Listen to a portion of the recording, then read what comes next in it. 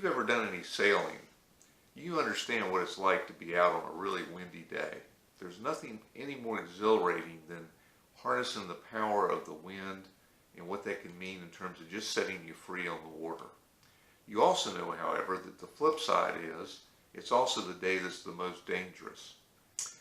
Paul, in his letter to the Galatians, really talks about this, and really sailing could be a great metaphor. In fact, I ran into a quote this week from Eugene Peterson that really summarizes this very well. He says, "Freedom is to the Christian what a brisk wind is to a sailor.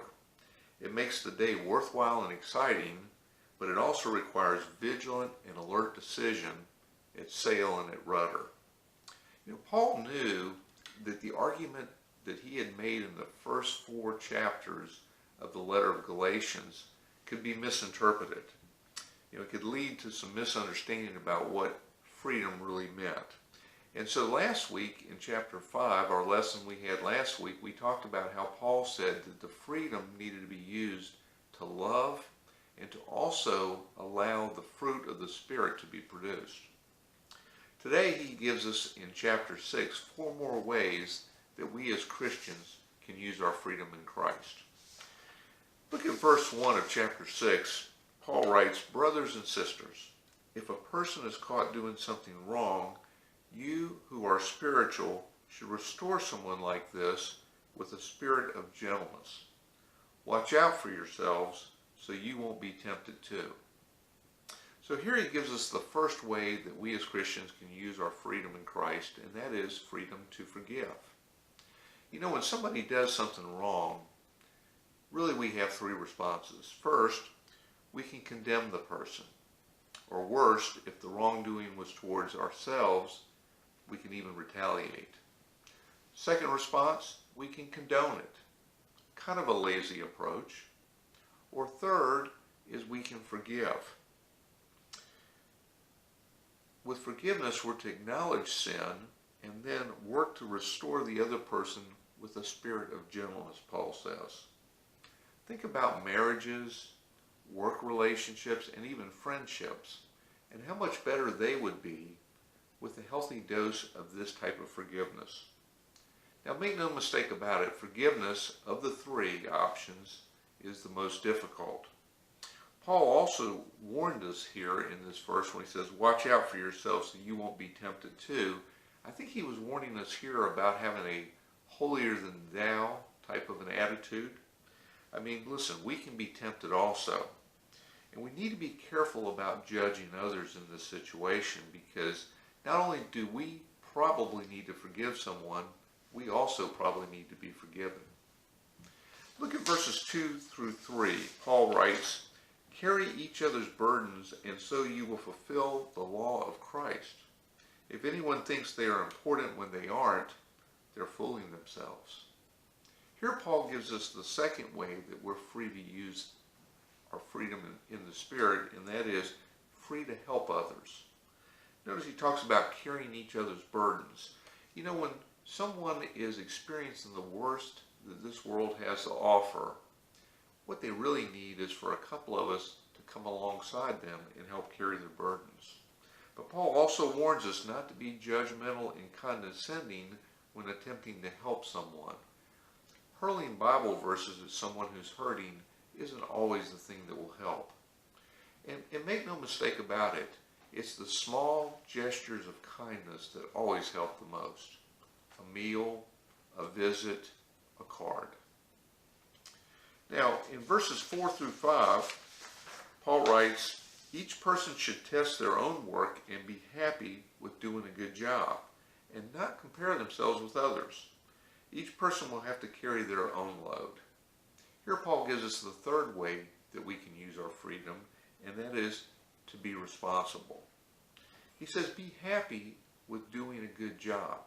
The Spirit rewards us with a sense of joy when we do our very best, particularly when we do that as if we're serving God, and when we do that to serve others. Notice he cautions us about comparisons with others. I think here he means, we need to be careful about thinking that all we have to do is do a little bit better than the next person, and somehow by thinking that we're a little bit better than the next person, then that's all we need to do. Because what we're really doing is we're robbing ourselves of the joy of doing our best.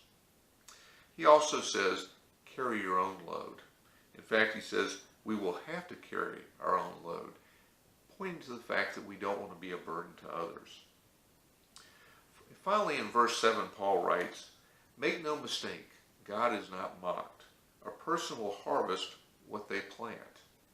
Here he gives us the final of the 4 ways that we can use our freedom, and that is freedom to enjoy life. You know, we see the agricultural reference here to, sowing in the spring and then reaping during the harvest. God built into this life an irrevocable law of human nature that says that what we reap, we will sow. In other words, what we do matters. Now, God will forgive us, but the consequences will occur nevertheless. One of the things I find interesting is that often when we hear about, hey, you're going to reap what you sow, often we think about that as a warning. But also, don't forget to flip that around. It's a promise. When we sow good things, we will reap good things. I ran into a little saying this week, that a little wisdom verse that I wanted to share with you. It goes something like this: watch your thoughts because they become your words. Watch your words because they become your actions. Watch your actions because they become your habits. Watch your habits because that becomes your character. And finally, watch your character because that becomes your destiny. You see, I think that goes to the heart of the matter when we think about sowing and reaping. As we conclude our 5-week study in the Smith and Helway's Formation series on Paul's letters to the Galatians, the theme has been freedom, and 2 things Paul really wanted us to understand. First, that we are free from having to follow a set of rules to be saved. In other words, the cross is enough. We've been saved by grace, and we have to avoid at all costs, just like the Galatians, the temptation to have a religion based on scorekeeping and rules. We are saved purely by our grace. Secondly, he wants us to be cautious, though, about what that freedom means. Just like the example from Eugene Peterson's quote about the wind and sailing, it's when we need to be most cautious how we use that freedom. Paul wanted to encourage us to think about that freedom that we were given as a gift of grace, how we can use that to love others and to love God. Well, I hope this unit has been a blessing to you, and I hope you'll join us next week when we start a new unit on the Herodian dynasty. That's all for now. God bless.